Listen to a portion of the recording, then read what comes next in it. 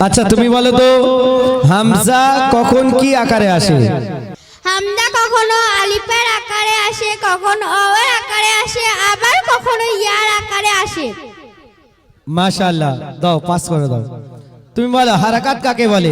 এক জাবার এক জের এক পেশকে হারাকাত বলে। মাশাআল্লাহ। আচ্ছা তুমি বলো সাকিন অক্ষরকে পূর্বের অক্ষরের সাথে কেমন করে পড়তে হয়? সাকিন অক্ষরকে পূর্বের অক্ষরের সাথে মিলিয়ে পড়তে হয়। মাশাআল্লাহ। কায়দা কাকে বলে? যে পুস্তকে কোরআন পড়ার নিয়ম নীতি বর্ণনা করা হয় তাকে কায়দা বলে। মাশাআল্লাহ। আলিফ মাদ্দা কাকে বলে? আলিফের ডান দিকে জাবার থাকলে আলিফ মাদ্দা বলে। আচ্ছা তুমি বলো দু জবর দু জের এবং দু পেশকে কি বলে?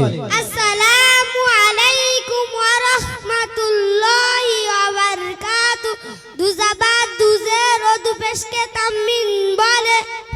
মাশাআল্লাহ।